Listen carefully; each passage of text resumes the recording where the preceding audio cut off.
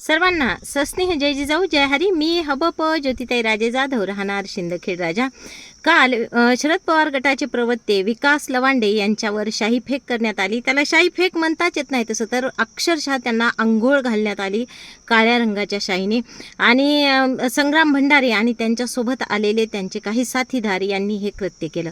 त्याची पार्श्वभूमी अशी आहे की काही दिवसांपूर्वी पवारसाहेबांनी एक लिखाण केलं होतं की जो खरा वारकरी संप्रदाय आहे, जो महाराष्ट्रातला वारकरी संप्रदाय आहे, त्या संप्रदायामध्ये मोठ्या प्रमाणामध्ये घुसखोरी झालेली आहे. आणि जवळजवळ 60% लोक जे आहेत ते धर्मांध, सनातनी आणि मनुवादी विचारांची मांडणी करताना दिसतात.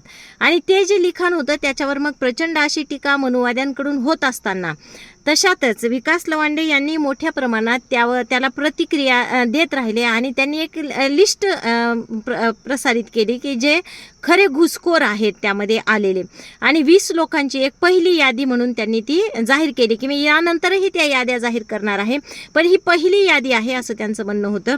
त्या यादीमध्ये आपले गोविंदगिरी यांचं पण नाव आहे. तर ह्या सगळ्या गोष्टी ज्या आहेत त्याचा निषेध म्हणून संग्राम भंडारे यांनी ते केलेलं आहे. ते शाही फेक करत असताना ते नेमकं काय बोलले हे अगोदर आपण ऐकूयात. मला म्हणायचं होतं काय, तुला घुसखोर म्हणायचं होतं ना, घुसखोर म्हटलं असतं तरी चाललं असतं. तू गुरुवाऱ्यांना बोलायचं नव्हतं. तू आमचं सर्वस्व आहे, सर्वस्व आहे आमचं सर्वस्व आहे ते. लवांड्या अजून तू आता या ठिकाणी सरळ सरळ ते आमचे गुरुवरी आहेत असं म्हणतानाचा उल्लेख आहे. आता प्रश्न असा आहे की म्हणजे गोविंदगिरी हे जे आहेत ते उत्तरेतून आलेले आहेत आणि संग्राम भंडारे कोण आहेत, ते कुठे राहतात, काय करतात हे आपल्या सगळ्यांनाच माहीत आहे. त्यामुळे ते त्यांचा गुरु असण्याचे तर म्हणजे प्रश्नच नाही की ते त्यांचे गुरु आहेत, कुठेच प्रश्न येत नाही, किंवा ते त्यांचे गुरु कसे काय असू शकतात. आणि ज्या आवेशाने ते बोलत आहेत की आम्ही आमच्या गुरूंचा अपमान सहन करूच शकत नाहीत. तर आपण जर बघितलं तर काही दिवसांपूर्वी त्यांनी जे छत्रपती शिवरायांबद्दल वक्तव्य केलेले आहेत ते यांना चालतात का? मग संग्राम भंडारे सारखे जे वारकरी आहेत त्यांना वारकरी म्हणावं की नाही म्हणावं हे कालच्या कृत्यावरून आता लक्षात येत आहे की त्यांना वारकरी म्हणावं का? तर जर समजा छत्रपती शिवरायांबद्दल त्यांनी जे काही 2-3 विधानं यापूर्वी केलेले आहेत गोविंदगिरी यांनी, तर त्या पद्धतीचे विधानं म्हणजे छत्रपती शिवरायांचा अपमान यांना मान्य आहे, पण त्यांच्या गुरुचा म्हणजे गोविंदगिरींचा अपमान मात्र त्यांना मान्य नाही. हे खरोखर वारकरी असू शकतात का? किंवा मग ह्या लोकांना छत्रपती शिवरायांचा अपमान झाला तरी चालतो हे मान्य करावं का? ह्या अनेक गोष्टी आहेत. आणि भगवे म्हणजे त्यांनी जे घातलेले भगवे कपडे आहेत याला तर वारकरी संप्रदाय मान्यता देत नाही. कारण स्वतः जगद्गुरू तुकोबाराय म्हणतात की भगवे ते श्वान सहज त्याचा वेश, तेथे अनुभवाचा कायपंथ. म्हणजे भगव्या रंगाचं तो कुत्रही असतं, मग त्याला आपण खरोखरच खूप महान म्हणावं का, विद्वान म्हणावं का? म्हणजेच भगवे कपडे घालणं हे जे आहे ते वारकरी संप्रदायामध्ये नाहीच आहे, किंवा वारकरी संप्रदाय त्याला मान्यता देत नाही. आणि मग असं असताना सुद्धा जर ते यांचे गुरु आहेत तर हे मात्र अतिशय कमालीचं विधान आहे की, आणि लवांड्या वगैरे ते ज्या पद्धतीने बोलतात ही कसला वारकरी म्हणजे शिकवण आहे. आता तुकोबाराय तर म्हणतात की भुंकती ती द्यावे भुंको, आपण नाही त्याचे शिकू. ज्याला जे काय बोलायचं ते बोलू द्यावा, आपण त्याला प्रत्युत्तर देत बसू नये. म्हणजे हे आपले संतांची शिकवण आहे की आपण म्हणजे मारामाऱ्या करणं, कोणाच्या अंगावर शाही फेकणं वगैरे वगैरे ह्या सगळ्या ज्या गोष्टी आहेत त्या वारकरी संप्रदायात येतात का? किंवा ज्या पद्धतीने हे कृत्य केलेलं आहे, एकट्या माणसाला गाठून तुम्ही अशा पद्धतीने घेरता आणि त्या ठिकाणी त्यांच्यावर आक्रमण करता. त्यांचं म्हणणं तर आहे म्हणजे विकास लवांडेंजीचं म्हणणं आहे की त्यांच्याकडे बंदूक होती. कारण असू शकेल, आपण पाहिलं काल परवाचे जे हबप आहेत तर त्यांच्या हातात बंदूक आहे, अशा इशारे वगैरे करून त्यांनी पोच दिलेले आहेत. तर वारकऱ्यांकडे बंदूक असते किंवा असावी का नसावी हाही वादाचा विषय आहे, पण आजकाल असतात हे मान्यच करावं लागणार आहे. अशा अनेक गोष्टी आहेत. पण हे जे काही महाराष्ट्रामध्ये आज चाललेलं आहे याला कुठंतरी शासनाने निर्बंध घातला पाहिजे, शासनाने कुठंतरी लगाम लावला पाहिजे. कारण आपण पाहतो जर हे काही सगळं काही होत असेल तर खरोखरच ही खूप मोठं अधःपतन आहे वारकरी संप्रदायाचं. वारकरी संप्रदाय कुठे चाललेला आहे, किती भरकटलेला आहे, हा अतिशय चिंतेचा विषय या ठिकाणी आहे. आपण सगळ्यांनी मिळून या सगळ्या गोष्टींचा विरोधच केला पाहिजे, निषेधच केला पाहिजे.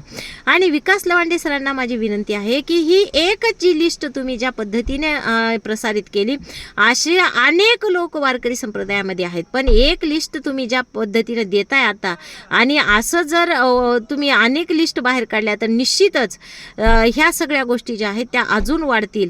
त्या पद्धतीनं आपण असं काम करावं की आपला विचार जिवंत ठेवणं अत्यंत महत्त्वाचं आहे, आपलं काम जिवंत ठेवणं अत्यंत महत्त्वाचं आहे.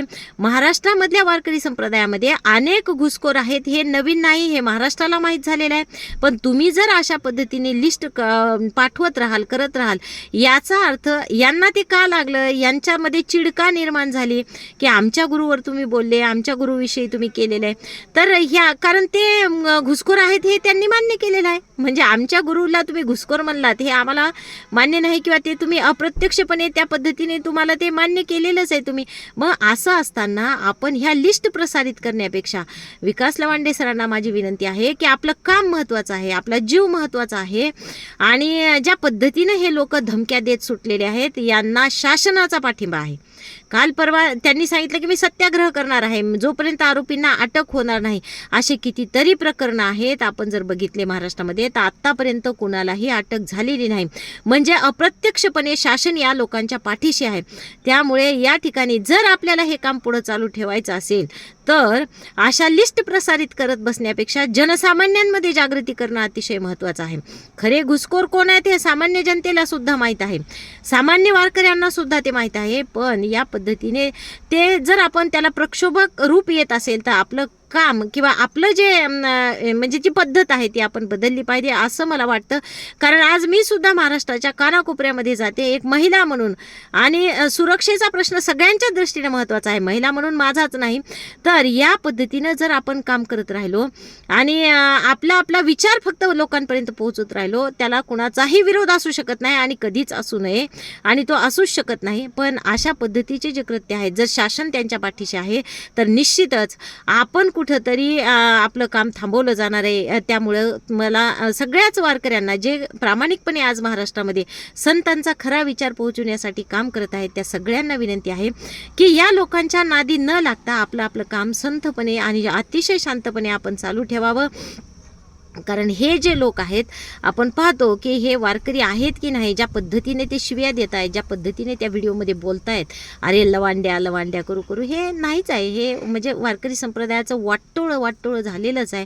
पण जर काही टक्के वारकरी संप्रदाय, काही टक्के संतांचा विचार आपल्याला जर जिवंत ठेवायचा असेल तर निश्चितच आपण आपल्या पद्धतीने आणि शांतपणे काम करावं अशी माझी या ठिकाणी विनंती आहे सर्वांना. आणि या ठिकाणी थांबूयात. हा जो काही हल्ला झालेला आहे त्याचा जाहीर निषेध आपण सगळ्यांनीच करावा. कारण हे लोक सुधारणार नाहीत, कारण त्या एका विशिष्ट कामासाठी ते आता वापरले जात आहेत, ते शासनाकडून वापरले जात आहेत, त्या अशा काही भोंदू बाबांकडून वापरले जात आहेत. कारण काय संबंध येतो, उत्तरेतून लोक येतात आणि इथं वारकरी संप्रदायामध्ये ढवळाढवळ करतात. आपल्याच वारकऱ्यांमध्ये असलेले लोक त्यांना म्हणतात की ते आमचे गुरुवरी आहेत किंवा ते आमचे गुरु आहेत. हे कसं काय होऊ शकतं? त्यामुळे आपणच आता शहाणं झालं पाहिजे आणि आपला संतांचा विचार आणि आपले वारकरी, आपला वारकरी समाज, आपले वारकरी, आपण या सगळ्या गोष्टी जपल्या पाहिजे आणि त्यांना त्यांच्या मार्गाने करू द्यावं काय आहे ते. कारण ते आपल्याला माहीत आहे ते चांगला विचार करणे कधीच शक्य नाही. कारण जो सनातन धर्म आहे तोच संतांनी नाकारलेला आहे. यारे यारे लहान थोरं याती भलत्या नारी नर, ही समतेची शिकवण देणारा वारकरी संप्रदाय होता. ज्यावेळी वारकरी संप्रदायाची स्थापना झाली त्यावेळी सुद्धा सनातन धर्म अस्तित्वात होता, पण तो आपल्या संतांनी नाकारला. आणि कशामुळे? कारण तिथे कोणालाच अधिकार नव्हता. आपल्याला माहीत आहे संत नामदेव महाराजांनी वारकरी संप्रदायाची स्थापना केली, पण वारकरी संप्रदायाची स्थापना करण्या अगोदर त्यांना औंढा नागनाथ, जे 12 ज्योतिर्लिंगांपैकी एक आहे, औंढा नागनाथ मंदिरामधून त्यांना बाहेर हाकलण्यात आलेलं होतं की तुम्हाला इतरांना उपदेश करण्याचा अधिकार नाही, कारण तुम्ही शिंपी समाजामध्ये जन्माला आलेले आहेत, तुम्ही शूद्र आहेत थोडक्यात. आणि मग हाच सनातन धर्म, जर जिथं आपल्याला अधिकारच नाही कुठला, तर मग हा धर्म आपल्या काय कामाचा? यासाठी आपण एक वेगळा धर्म स्थापन केला पाहिजे, एक वेगळा संप्रदाय स्थापन केला पाहिजे आणि त्या संप्रदायामधूनच मग वारकरी संप्रदाय निर्माण झाला. मग या सनातन धर्माला मानणाराच वारकरी संप्रदाय आहे.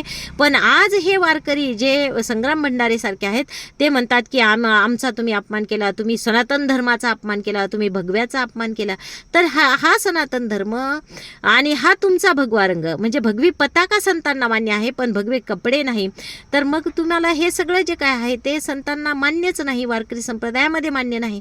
त्यामुळे तुमचं आणि आमचं म्हणजे कायम वादच यामध्ये राहणार आहे. पण आपण आपल्या परीने आपले विचार मांडत राहणं हा याच्यावरचा उत्तम पर्याय आहे असं मला वाटतं. तर या ठिकाणी थांबूयात. धन्यवाद. रामकृष्ण हरी.